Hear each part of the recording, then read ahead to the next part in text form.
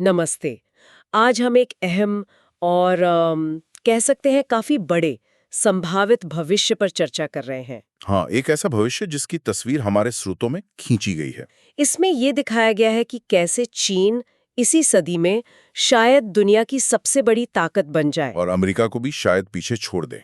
ये स्रोत एक बहुत लंबी और हाँ, काल्पनिक तस्वीर पेश करते हैं। तो आज हम इसी विश्लेषण को समझने की कोशिश करेंगे।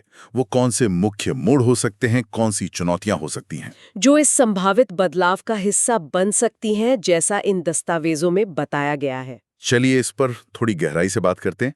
तो ये सफर शुरू कहाँ से होता है?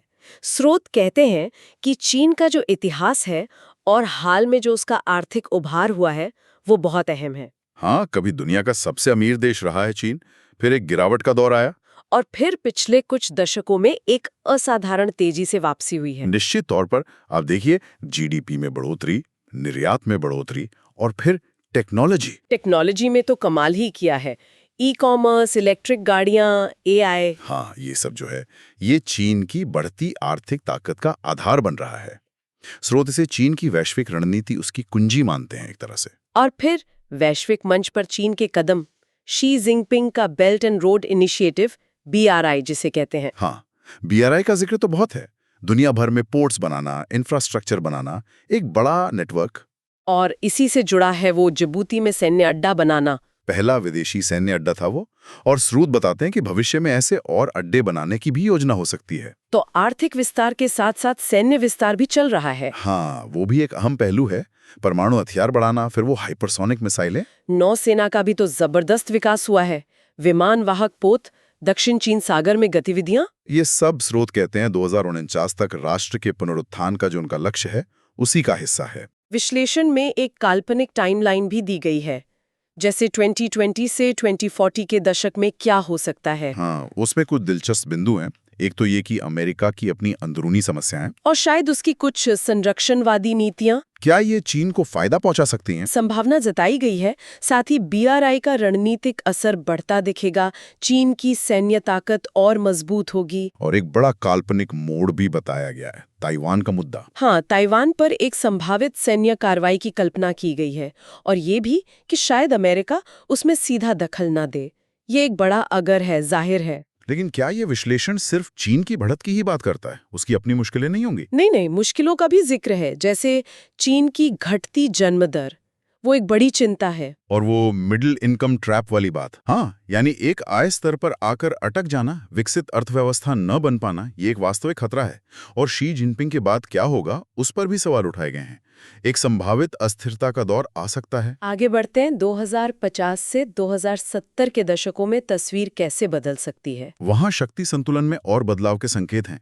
स्रोत ये कल्पना करते हैं कि चीन दुनिया भर में अपने मिलिट्री बेस का एक नेटवर्क बना सकता है। और संसाधनों के लिए होड़, जैसे लिथियम या दूसरी जरूरी चीजें। हाँ, वो होड़ तेज हो सकती है। और एक और अहम बात, डॉलर का जो दबदबा है, उसमें कमी आ सकती है। हाँ, और युआन जैसी दूसरी मुद्राएं शायद ज्यादा अहमियत हासिल कर लें। इस विश्लेषण में एक और बड़ा, बहुत बड़ा काल्पनिक संकट बताया गया है, अमेरिका से जुड़ा हुआ। हाँ, अमेरिका में एक गंभीर आर्थिक संकट की कल्पना है। हो सकता है भारी कर्ज के कारण या कोई वैश्विक मंदी। और उसके नतीजे गंभीर बताए गए हैं, मतलब अंदरूनी कलह, यहाँ तक कि गृह युद्ध जैसी स्थिति की भी कल्पना की गई है। ये तो बहुत बड़ी बात है। लेकिन क्या चीन इस दौरान ठीक रहेगा? दिलचस्प बात यह है कि नहीं। स्रोत कहते हैं कि उसी दौरान चीन में भी आर्थिक मंदी आ सकती है, राजनीतिक उथल-पुथल हो सकती है। अच्छा। मतलब सेना का दखल या व्यवस्था में बदलाव। हाँ, इस तरह की संभावनाओं का भी जिक्र है। तो फिर अंत में 2080-90 के दशक में दुनिया कैसी दिख सकती है इस काल्पनिक सिनेरियो के हिसाब से? इस कल्पना में चीन इन सब उथल-पुथल से गुजरकर एक प्रमुख शक्ति के तौर पर उभरता है। प्रमुख शक्ति, लेकिन अंदरूनी तौर पर कैसा चीन होगा वो? शायद एक निर्देशित लोकतंत्र जैसा कुछ, मतलब चुनाव वगैरह हो, लेकिन पार्टी या सेना का नियंत्रण मजबूत रहे। और अमेरिका? अमेरिका शायद गृह युद्ध के बाद फिर से एक हो जाए, पर वो पहले वाली वैश्विक ताकत नहीं रहेगा, उसकी स्थिति कमजोर होगी। तो क्या दुनिया पर चीन का एक छत्र राज होगा? यहाँ एक जरूरी बात है। विश्लेषण कहता है कि चीन के टॉप पर होने के बाद भी दुनिया शायद मल्टीपोलर ही रहेगी, बहुत ध्रुवीय। मतलब यूरोपीय संघ, भारत, रूस, ये सब भी प्रभावशाली रहेंगे? हाँ, ये शक्तियां भी मायने रखेंगी। तब चीन के सामने दो रास्ते होंगे, या तो अपना दबदबा बनाने की कोशिश करें या फिर सहयोग का रास्ता चुनें। तो ये हमने स्रोतों के आधार पर एक बहुत विस्तृत और काल्पनिक नज़ारा देखा कि चीन कैसे एक वैश्विक शक्ति बन सकता है।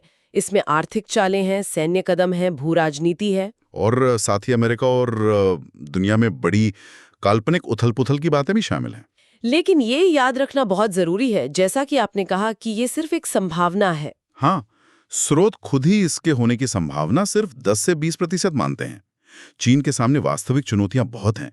घटती आबादी है, आर्थिक संतुलन साधना है, और अमेरिका का मौजूदा दबदबा भी है, सैन्य और तकनीकी तौर पर। तो ये कोई भविष्यवाणी नहीं है, ये बस एक विश्लेषण है, एक विचार है कि अगर ऐसा हुआ तो क्या हो सकता है। और जाते जाते एक सवाल शायद हमारे सुनने वालों के लिए भी, इस पूरे संभावित रास्ते में ऐसे कौन से अनपेक्षित, अनसोचे कारक हो सकते हैं? जैसे कोई एकदम नई टेक्नोलॉजी आ जाए, हाँ, या जलवायु परिवर्तन के असर इतने गंभीर हों जिनकी कल्पना ना की गई हो, या नेताओं के फैसले बिल्कुल अलग हों, जिनका इस विश्लेषण में कोई जिक्र नहीं है और जो इस पूरी कहानी का रुख ही पलट दें। ये सोचने वाली बात है।